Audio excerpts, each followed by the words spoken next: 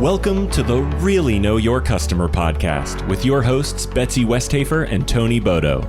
Join Betsy and Tony as they dive in with highly successful C-suite leaders who have grown successful organizations by creating a laser focus on listening to their customers and building deep customer relationships. Now, it's time to join Betsy and Tony for the Really Know Your Customer show. Hi, and welcome to the Really Know Your Customer podcast. My name is Tony Bodo. I'm here with Betsy, as always, and our guest today is Kerrie Hoffman. And I've got to tell you, we had such an amazing conversation with Kerrie before we went on air, and she told us some things that really twisted my mind in a great way, got me thinking in a new way about things. And specifically, we're going to talk today about digital transformation and extreme customer centricity.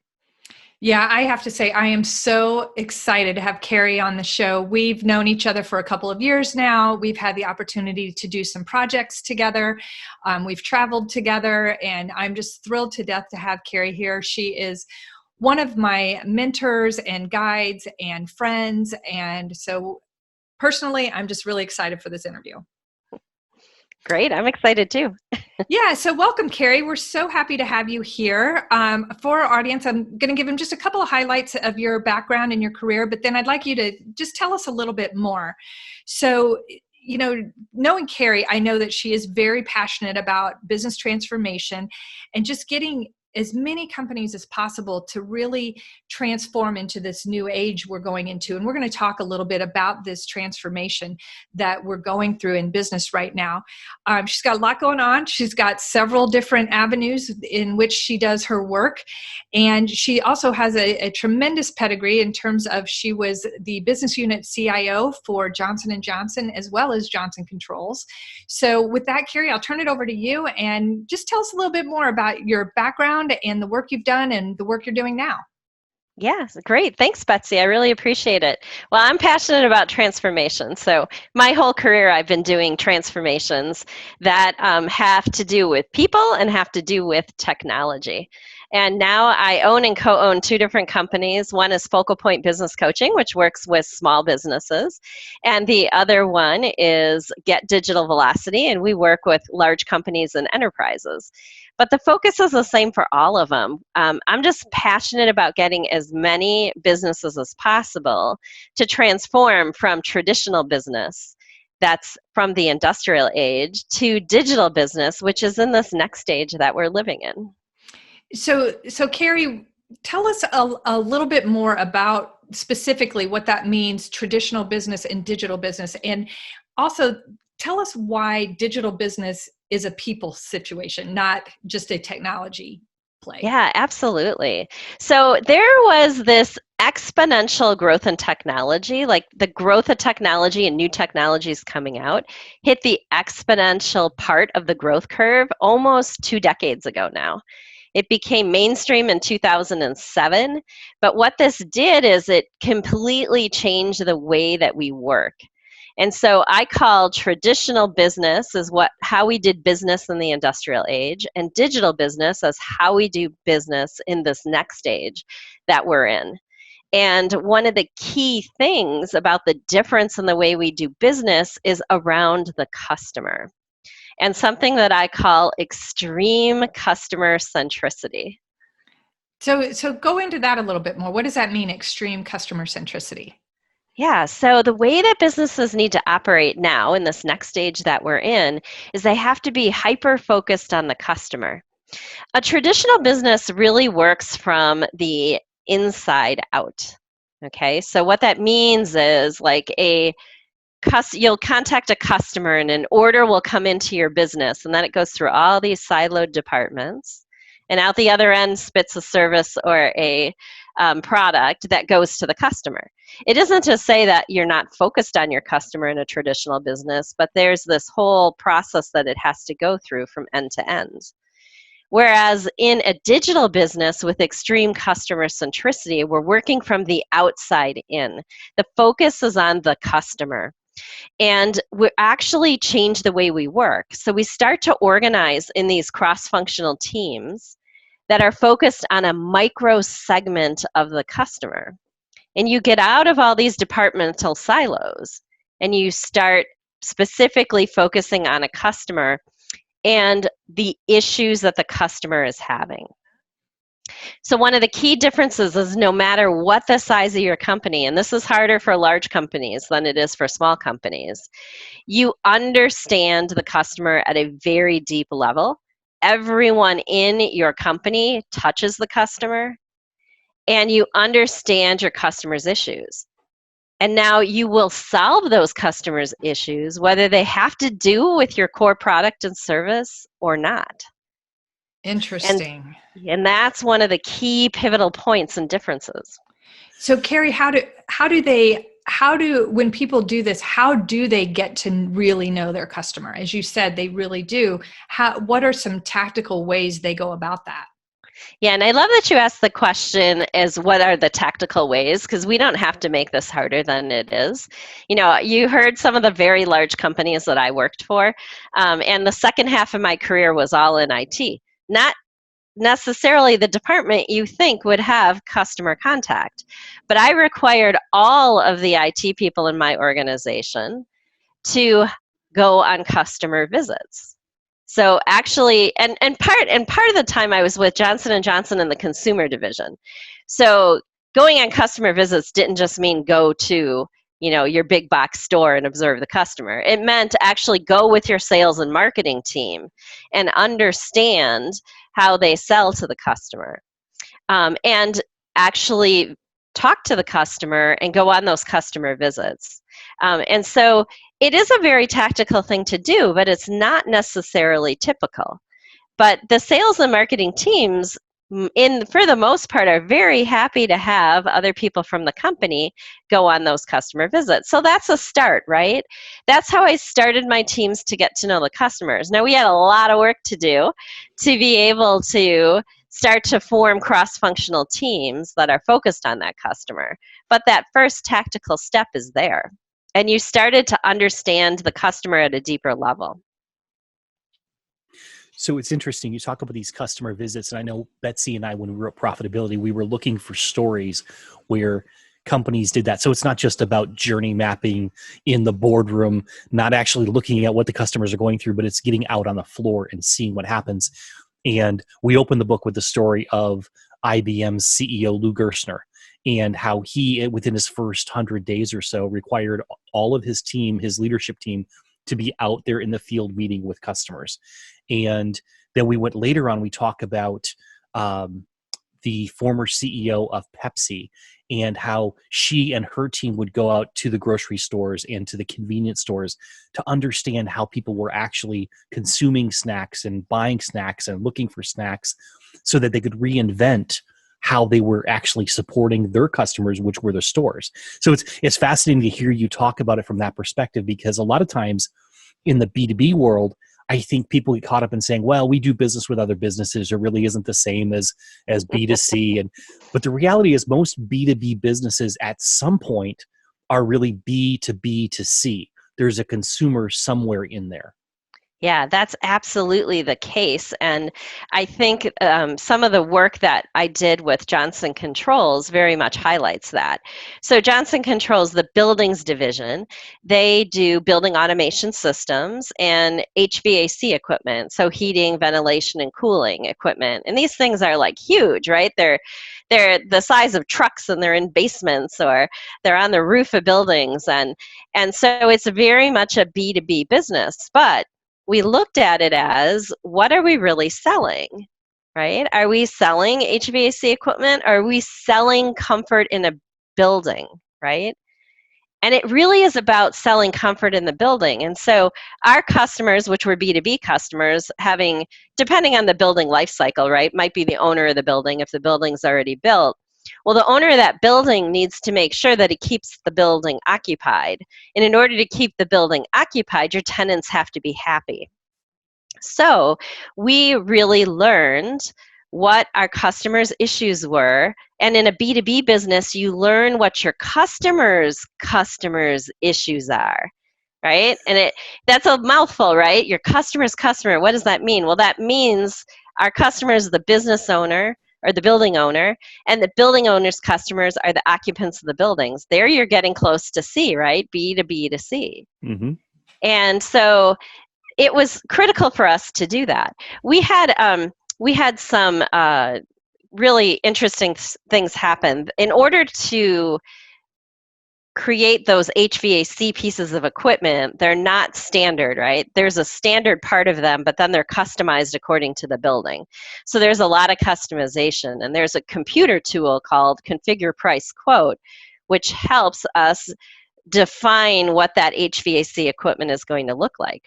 And we were having some issues with one of those programs.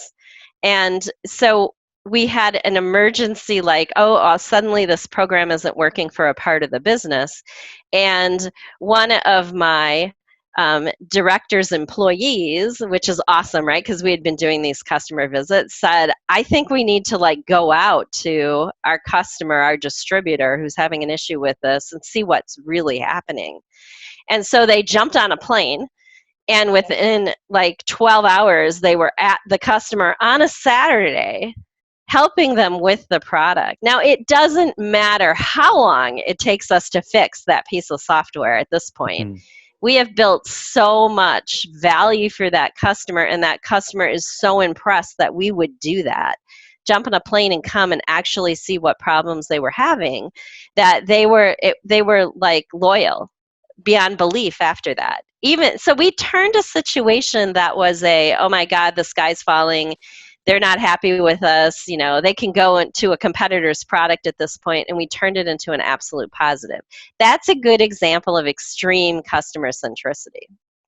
I love that example, and that really tying into the really knowing your customer, right? You understand.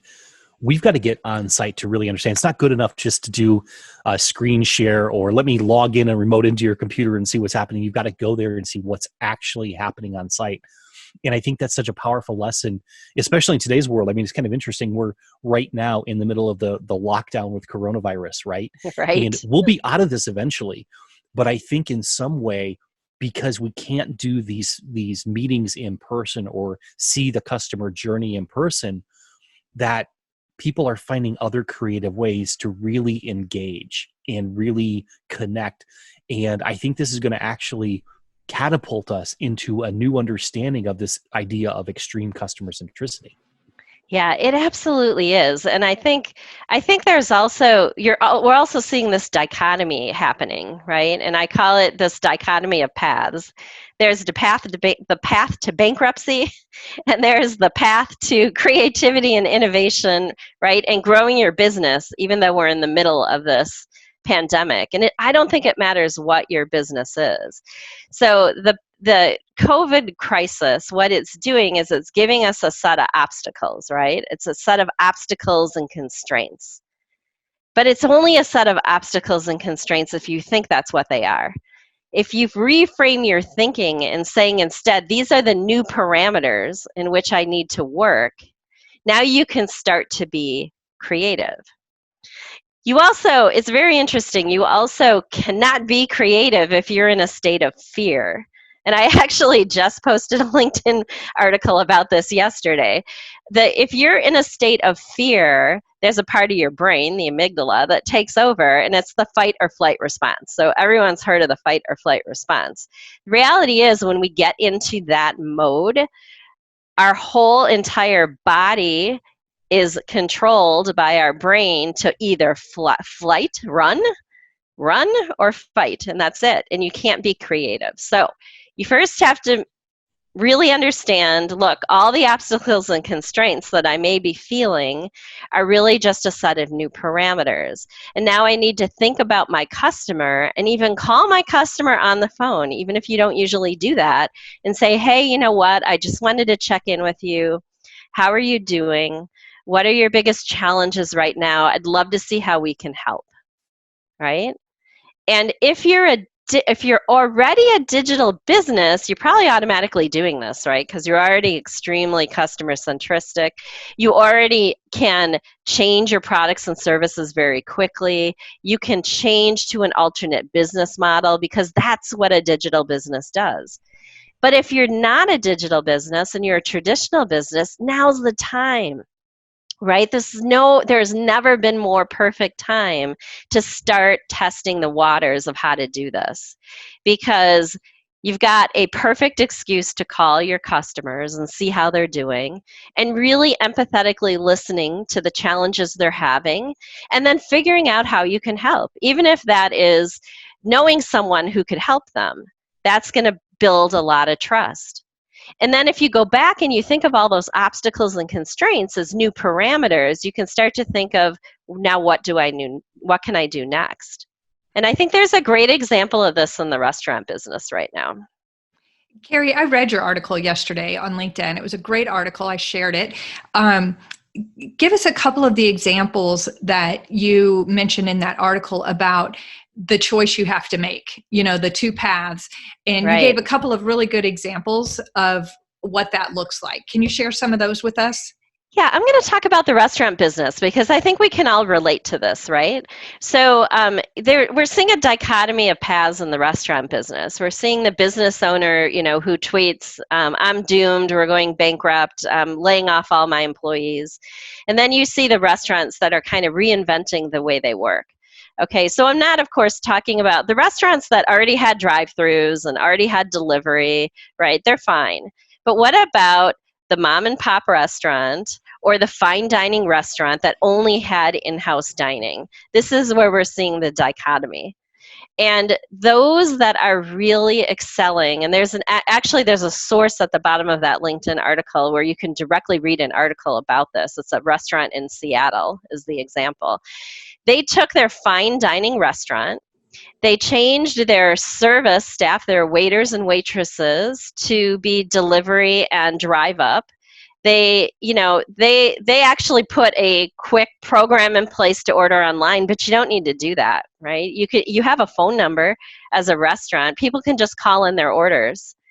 And so you can completely change, with the resources you have, your business model.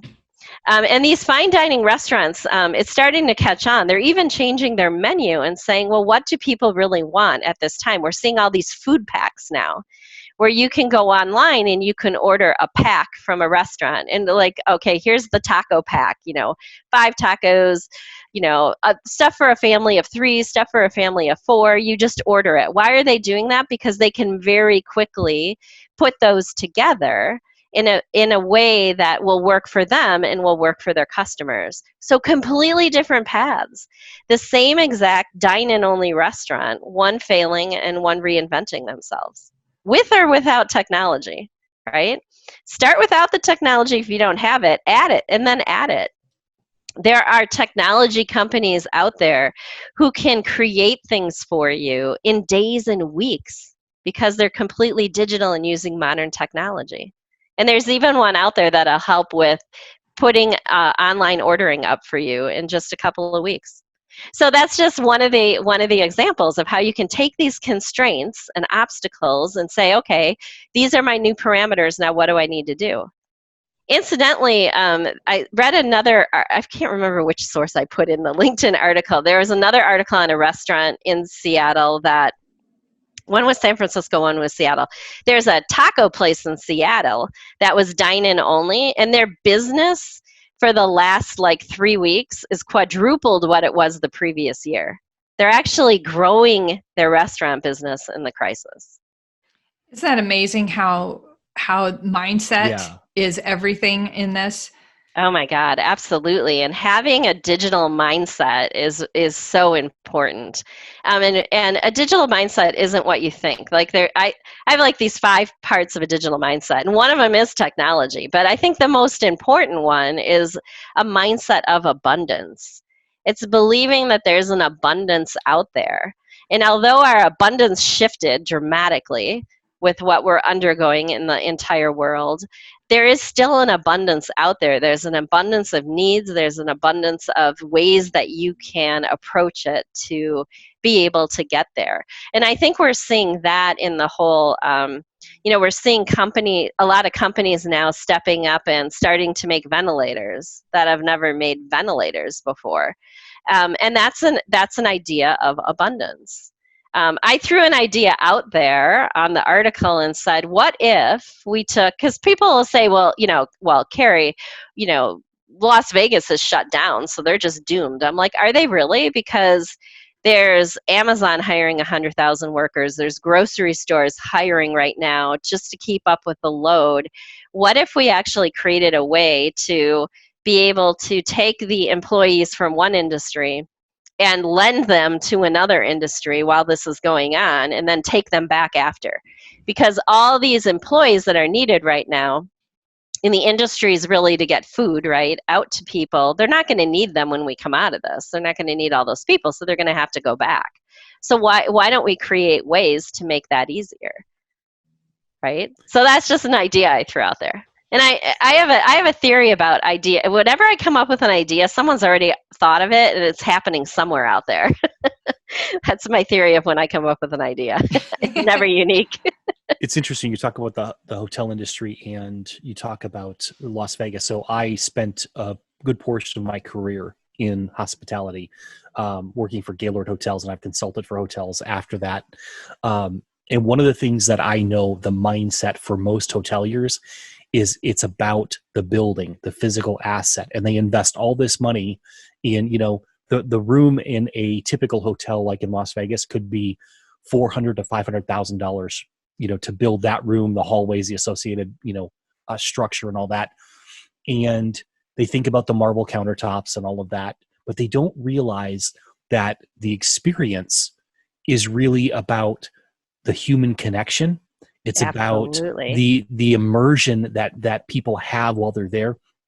And so they can't, because they don't necessarily understand the why, not all hoteliers, but many of them, because they don't understand the why people are there and the experience they want to have, they can't use this digital mindset you talk about to shift their business. I mean, in my mind, I'm sitting there thinking like, gosh, you've got all of these guest rooms still there, right? I don't know what you can do with those, but there's probably something. Maybe we can switch over to be a hospital for a period of time, right? Right. You've got these big conference rooms. Yes. Okay. You don't want people gathering in those conference rooms, but you could have less than 10 people putting on a virtual conference from your hotel. And so you get all the branding, all the advertising. Hey, we're doing this virtual conference at the, fill in the blank. And so there's ways that they could be creative and use their facilities and still make money. They may not make as much money, but they could be making some money. And so I think your digital mindset, looking at some of these, what we might call traditional industries, really service industries, if they rethought themselves in a new way, they could really come out of this ahead. Yeah, absolutely. I mean, people, we were talking earlier, right, that some states have already said this is going to go on until June. Well, people are going to get tired of working from home, and so it's a perfect opportunity for a hotel space to create work from the hotel, right, instead. And maybe you can, rent a hotel room for a month, and it's only yours, and you only go in it, and everyone's 6 feet away, so why wouldn't that work, right? Why wouldn't that work? That's a great idea. Absolutely. Yeah. Kerrie, I might disagree that every one of your ideas somebody else is already working on, because that sounds like a pretty novel approach. So one of the things, Kerrie, I wanted to talk with you, one of the ways that we've worked together is you've served on a customer advisory board for a client of Congruity Group, our company. And so when you talk about extreme customer centricity, can you talk a little bit about how important it is to listen to your customers directly and get that feedback, and how that feedback should be received and acted upon? Yeah, absolutely. So I think customer advisory boards done the way that the Congruity Group does them are awesome, because what that is it's bringing your customers together, a set of your customers together, and having intimate conversations with them about your strategy and your roadmap, and getting their input about what their needs are. And it can really help you understand how your products, services, and even business model need to change over time. And it gives you a lot of momentum, I think, to go in those directions when you're hearing it directly from your customers. But you have to hear it. You have to listen. It has to be mostly listening to the customer. And then they need to see the actions that you're going to take in order to get there. They want to see that they're being heard and that it's making a difference. And how does that impact the relationship between the supplier and the customer? Yeah, the customers that participate in those customer advisory boards, they end up feeling like they're a part of the company because they really are. And this is what extreme customer centricity is all about, making your customers part of your company. Tony, I loved your discussion on hotels and how a lot of them focus on the building, but it's really about the experience and the people. I spent a lot of time in Asia. I've had global teams for 2 decades now, and I actually lived in Asia for 3 years. And I tell you, a 5-star hotel or even a 3 or 4-star hotel in Asia is nothing like a 5-star hotel in the US. They are so much better. And why are they better? Because they really get to know their occupants. They know the people who are staying in their hotel. They have a level of service that we don't even understand in the US. When my family first moved to Singapore, it was 2008, and we stayed for a week in a hotel. And that hotel greeted us by name every time we walked in the door. Okay. They also had this awesome restaurant, this fantastic buffet. And I have to say that buffets in Asia are nothing like they are in the US. Okay. So don't get this US view of a buffet. They're very, very special. And we went back to that hotel like 2 months later just to go and have a buffet on Sunday because it was so awesome. And they knew our names. We're like, what? Like, how could they possibly remember us? And I don't know if they were using, it was 2008, so I don't think they were using any facial recognition software back then, but they may have been. But it doesn't matter, right? They knew us by name. And then when my parents would come to visit once a year, they learned their names. Once a year, we'd bring my parents and they would know their names. It's a level of service that's just unprecedented, right? We don't see that in the US. Well, it's fascinating that you bring that up because when Betsy and I were writing profitability, I went back and did some research because we've seen this happen over time. And you mentioned 2007 and the exponential change in technology. I want to go back to that, kind of putting a little marker there. But what we found in the hospitality industry, and it's not just here, but in particular, we use this example. We looked at, I think it was 10 of the largest markets in the U.S., so like Chicago and was it Philadelphia or Pittsburgh? And anyway, went through the 10 top markets in the U.S. And what we did was we looked at and we were able to identify on TripAdvisor that you had these 2.5 and 3-star hotels that were ranked in the top levels of TripAdvisor. And they were dramatically outranking the 4 and 5-star hotels in the same city. And when you dive into it, some of the deeper research that led me down this path to use this as an example in the book was, if you go to TripAdvisor or any of these other social sites, the 5-star reviews, 95% of the 5-star reviews mention the human connection. Mm-hmm. It's with someone at the front desk, or it was with the general manager, or it was with the housekeeper. It doesn't matter who it is, but there's this human connection. And if you go down to the 4-star reviews, there's almost no mention of humans. They disappear until you get down to the 1-star reviews where it's like, they stole from me. They destroyed my reputation. It was horrible. They were rude. And so if you understand that, it's this human connection that people really want. It's not just a comfortable bed. You can get a comfortable bed anywhere. It's a commodity these days. Right. But to have people who can really engage with you and have that relationship, even if it's just for a moment, that's what makes a huge difference. And so I find it interesting because the hotels in the US have yet to learn this. Their digital mindset, if you want to talk about that for a second, is we need to get an app. We need to make it so everyone can check in without ever talking to someone. Right. My opinion of that is you're trying to get rid of the human being because you haven't figured out how to hire and train people properly. Right. Exactly. Or make them care. Like, what's the big why of your business? You have to care. There has to be a common big why that everybody buys into and everybody understands. And whether it's a vision statement or not, it doesn't matter. It's like, it's your big why and everybody needs to know it and live it. That's the key right there, is living it. Because, a lot of companies, and we've all heard this story about how they have their mission on the wall as you walk into the entry of the building and all of that. But it's really a matter of the employees understanding it at a deep level and actually living it. Yeah, for sure. And I think that goes two ways, because there's the why of the company, which Simon Sinek has done a great job as a proponent of that idea. And I think, and one of the elements of the show, Really Know Your Customer, it's also about what's the why of your customer. Right. Understanding that, and that you talk about the extreme customer centricity and the micro segmentation. When you understand the why of your customer, it allows you to see the abundance, number one, and number two, to be in this digital mindset where you can transform.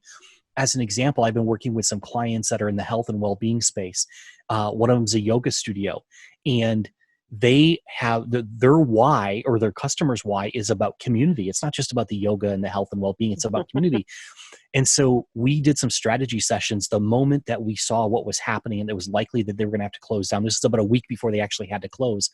We started going through the process of understanding, what is your customer why? They knew this in advance. We've been working together for a while. And so now they've got an entire community and online platform. And so they're really positioning themselves this week now that they can start advertising and picking up clients from other yoga studios that have closed down and don't have an alternative because they don't understand their customers why.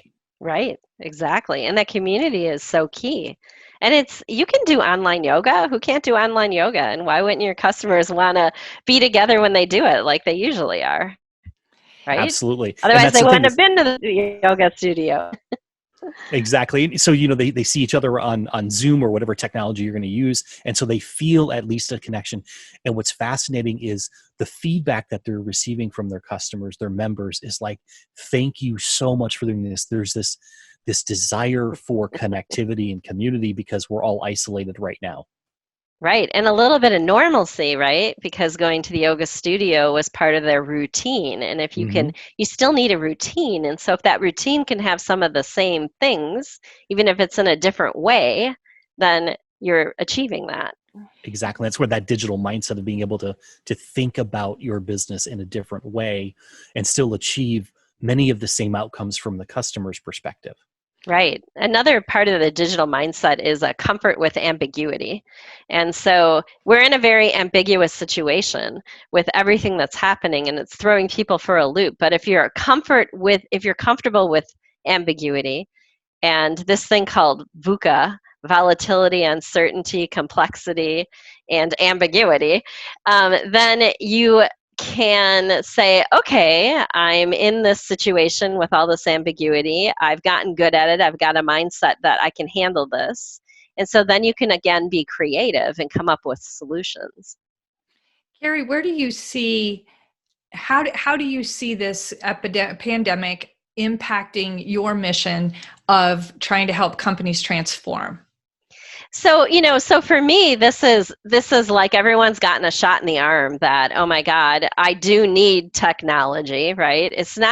Remember, technology was just the trigger, but you still, in order to keep up with this increasing pace of business that we've seen, you have to use technology. And in order to work from home and work remotely, you need to use technology. So let's not make it more difficult than it is, right? You don't have to know how to implement artificial intelligence, as an example, to take advantage of the digital business in this next stage we're in. You just need to use partners who know how to use it, right? Or even just understand that you were already using it anyways. So, artificial intelligence, all the things that Amazon says, you bought this, maybe you would like that. That's artificial intelligence. Right? I use the Waze program for transportation when I used to drive. And that would save me hours of time in traffic. I have a mileage program that automatically tracks my mileage for me, and all I have to do is add a business purpose. It's all using artificial intelligence. So you have to be willing to use the platforms that are using the modern technology. One of the reasons Zoom is getting so much attention right now is because they're digital. They were born digital, and they have a very modern architected platform behind what they do. And so they were able to very easily scale up to 500 times their previous capacity. And now everyone's like, just use Zoom, right? Because it works. It regulates our audio, it regulates our video, it ramps down the video if we have a low internet connection. There's all kinds of things that are built into it. That's technology. This technology that became mainstream in 2007. You know, Kerrie, I know Tony wanted to go back there. I think you really hit on something with partners. And, you don't have to recreate the wheel, because a lot of those assets that you need are already out there. And I can give you an example for something that we've done as a pivot due to this, is we now have the option to do digital customer advisory boards. And we partnered with a company that's already built that technology. It's got AI built into it. It's a really awesome platform that we are now partnering with them, where we add our advisory board expertise and services, but we have this technology that we didn't have to create ourselves. And with the way the world is right now, that's necessary, because if I wait till people can fly and go to hotels and be together again, it may be a while. Right, exactly. So and I think we have to be careful with technology to just start using it, number one. And number two, use what's good enough, right? Like I know, Betsy, you and I have been talking about creating an app. Like, what's the uber ultimate app that would be awesome for your business and for my business? And there were overlaps. So we were talking about this. But there's enough apps out there that we can use in the interim in order to do our business. So you need to look for what's good enough and be creative. And again, look at those obstacles as parameters and say, okay, now I have to pivot my entire business. Let me just use what's out there instead of thinking I need to create something new. And you know what I think too, we have to pivot as humans. I started writing an article. I haven't finished it yet, but the title of it is When the Unimaginable Becomes Better Than You Could Have Imagined.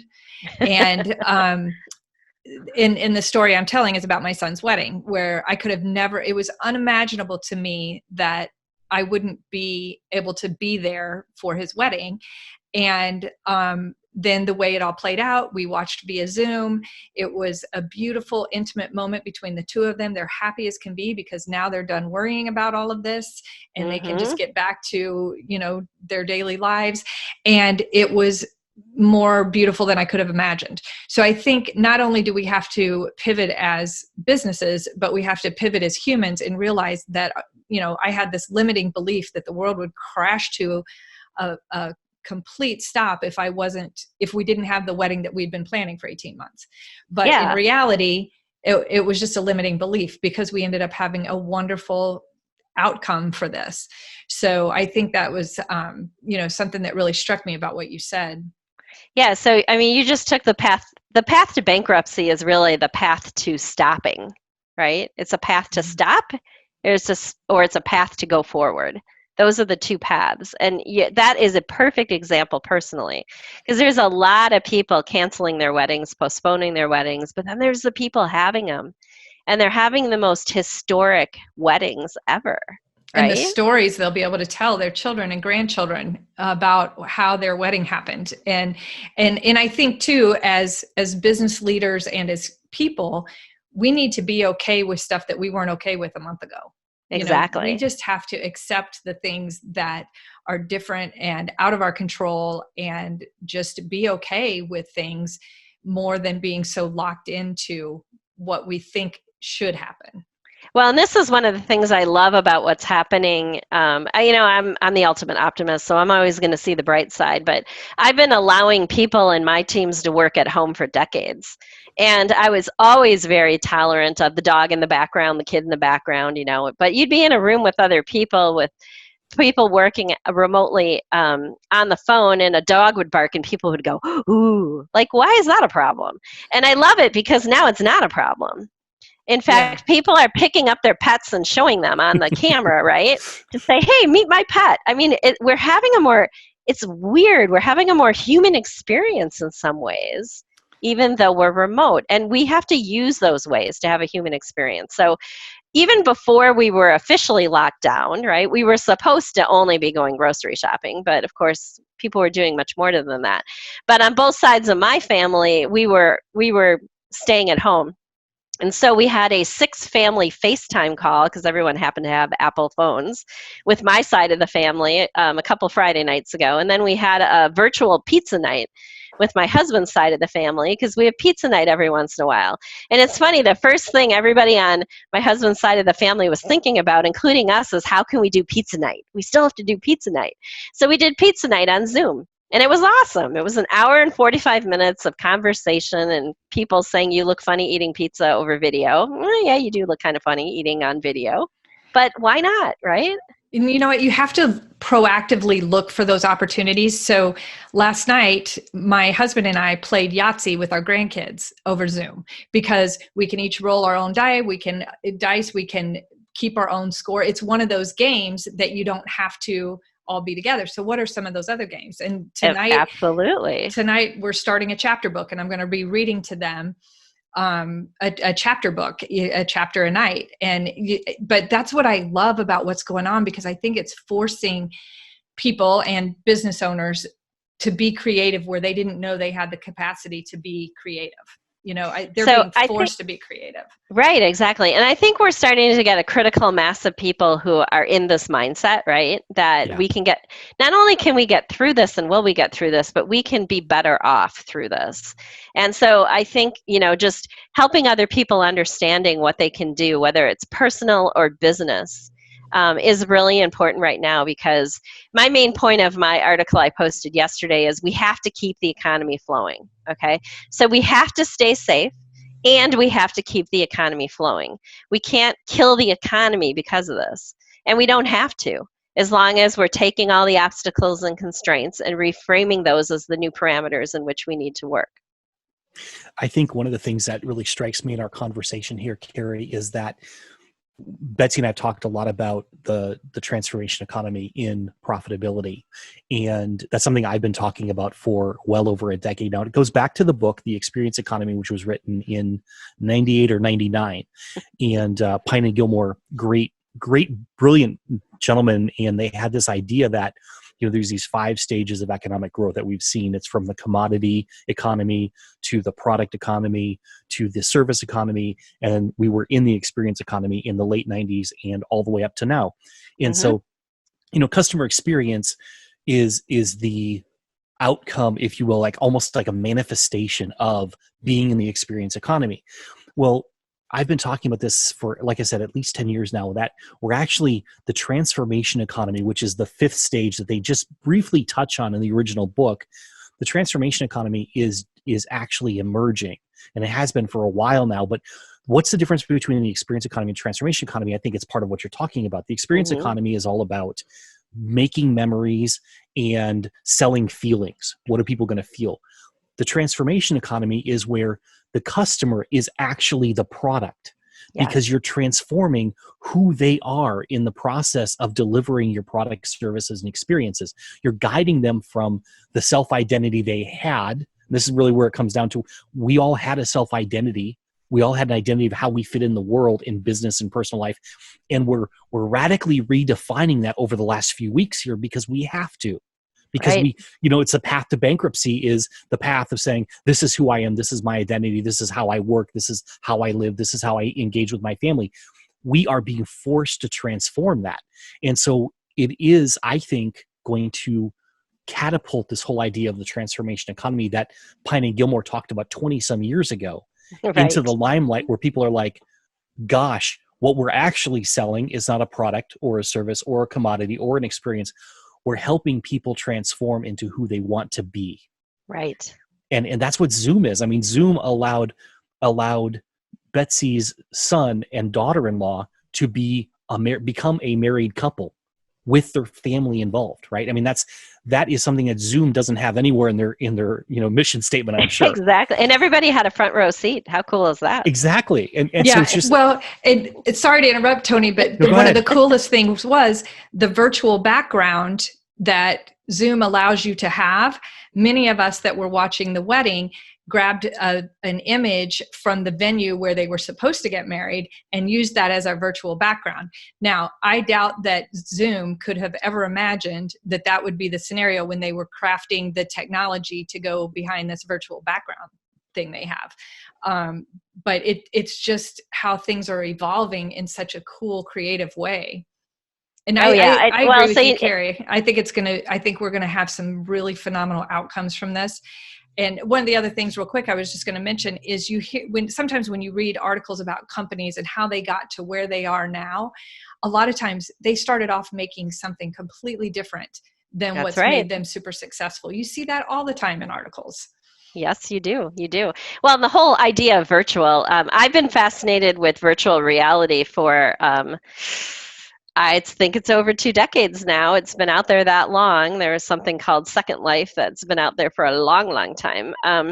But there's an experience beyond just having the same virtual background that's in virtual and augmented reality. And that is going to become more and more used as we transform. It's going to be part of the transformation. And it's very cool. I don't know the name of the company. I need to look it up. Singularity University was holding a 3-day COVID-19 conference, and they had a whole session on virtual reality. And there is a real estate company in, I believe in Europe, that they have over 20,000 employees, and it's completely virtual. They have no it's funny, they don't own any buildings, they sell real estate.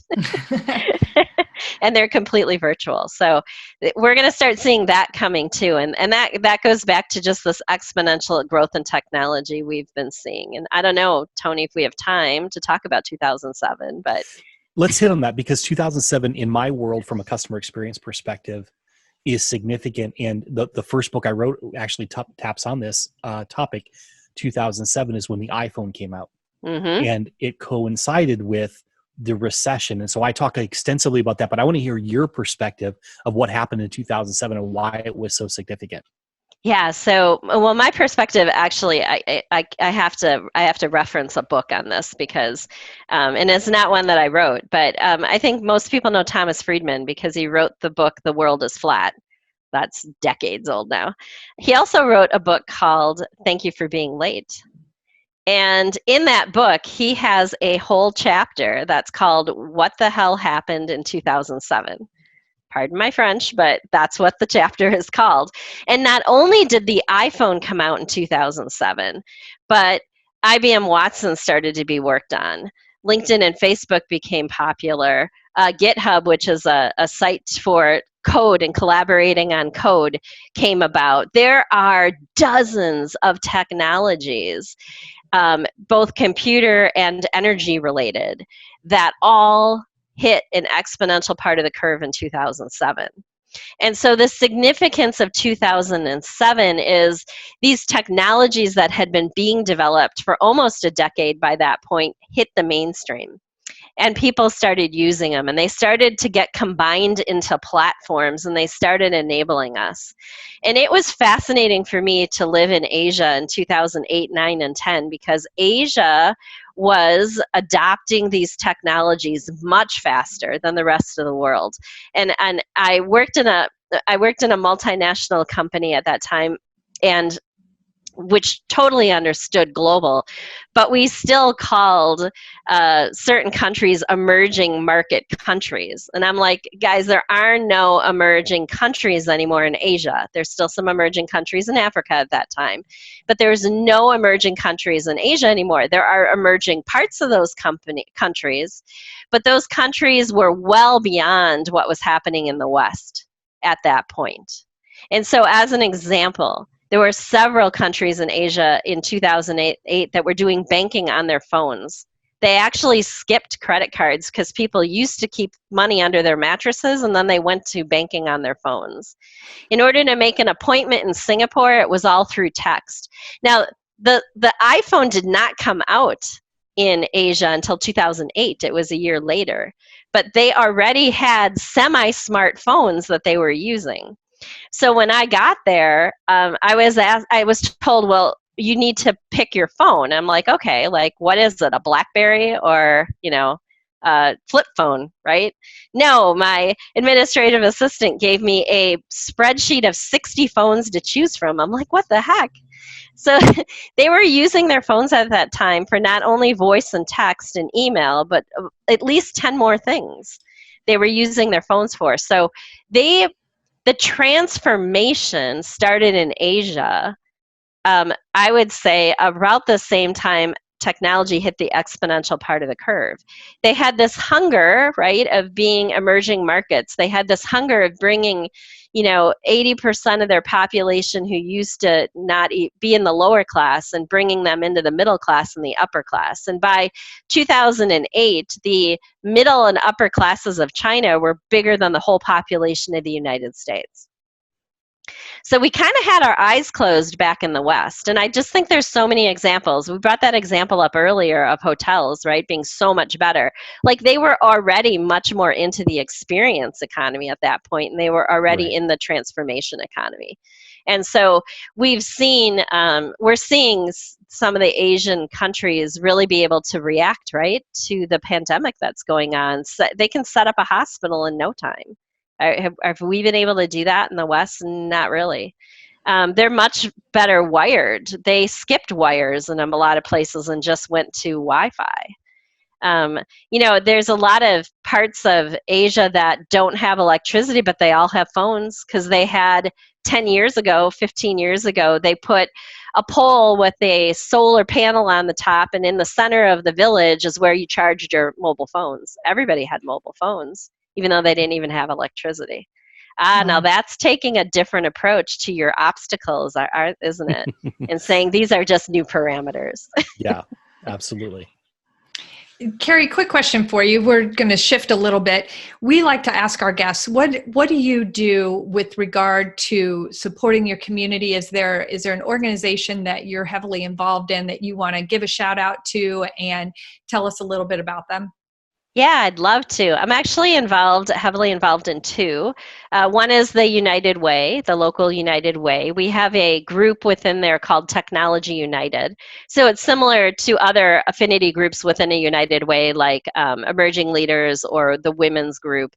But we're all people that have to do with technology. And so we're doing a lot in order to bring STEM-related things, science, technology, engineering, and math, down to the very lowest levels of schools, and getting people interested in going into technology as a career.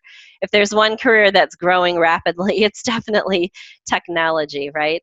And the other one that I'm very much involved in and on the board is Girl Scouts. So I'm on the Girl Scouts of Wisconsin Southeast. I'm a board officer. I'm very passionate about the organization, and the mission of that organization is to grow girls into leaders. It's very personal for me. I was a Girl Scout all the way through high school, and at Johnson & Johnson, great company, huge emphasis on diversity. And so when I joined Johnson & Johnson in 1995, 35% of the top were already women, which is really high for that time. And so we'd have all these panels, and as you got into vice president levels, you'd be on these panels and people would ask you, where did you get your leadership skills? And it was just like totally intuitive to me to say Girl Scouts. I mean, I learned leadership skills in Girl Scouts, and it has been an amazing value to me in my life. And there's all these very real stats, like 80% of the senators, women senators were Girl Scouts. 100% of the astronauts, women astronauts were Girl Scouts. It really works. And so I'm very passionate about the Girl Scout organization. That's awesome. So Kerrie, besides, we know you're on LinkedIn, how else can people reach out to you? Yeah, probably the easiest way to reach out to me is if you go to kerriehoffman.com, there's a way to reach out to me. You can read just a little bit about both the Focal Point and the Get Digital Velocity businesses that I run, and that's probably the easiest way. Great. It's been a pleasure having you, Kerrie. Again, you took what we talked about in our prep session even further. And so I've got all kinds of notes I've been taking here. And, I hope our listeners have been taking notes too, because there is so much that we can learn from what you've provided to us already. I've got one last question.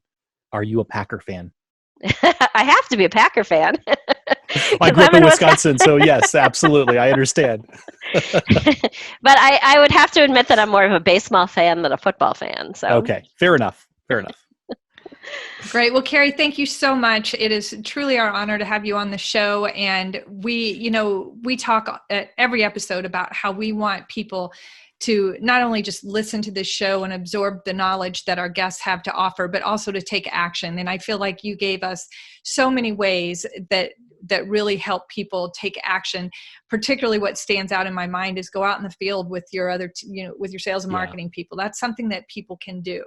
And so we really appreciate all of the insights you gave us and in such an actionable way. So thank you very, very much for being our guest today. Well, thanks for having me, Betsy and Tony. Appreciate it. What a fascinating interview that was. Just the whole idea of the extreme customer centricity. A lot of companies talk about that. A lot of consultants talk about customer centricity, but Kerrie takes it to an entirely different level. And then when you partner that with the digital mindset, which they can't be separated when you hear how she talks about it, that digital mindset of being able to really look from the outside in and build your company essentially inverse of what you may have done in the past in the more industrial age, as she called it. Yeah, Kerrie's one of those people. I just hang on her every word, and she just takes you so deep into the concepts that she's talking about. And again, I know I risk repeating myself, but I just feel like we learn so much from our guests, and that's why I get so excited to share these episodes, because I know our audience will learn a lot as well. And as we talked about in the interview, all actionable things that people can do and take from what she had to say. But yeah, she's just phenomenal at this whole thing that she's passionate about. It goes to show when you're passionate about something and you really dive deep into it, how much value you have to offer others. Yeah, and one of the things that I think really I love about just getting to know Kerrie over the last few weeks here as we've talked with her is you and I talk about really knowing your customer. And she took this corporate career, and in that got to know her customers. But now the work she's doing is turning back to where she used to work, and with those companies, both the large and the small businesses in her different businesses. And she really knows what her customers need to know, and she really understands her customers. So it's awesome to see that evolution from where she was in the last 20 years to where she is today, and then to be able to bring that to our audience so that they can hear what that looks like and how they might be able to put that into place. Exactly. Well, thank you everyone for being here today. We are honored that you chose to spend your time with us, and we look forward to seeing you next time on the Really Know Your Customer podcast.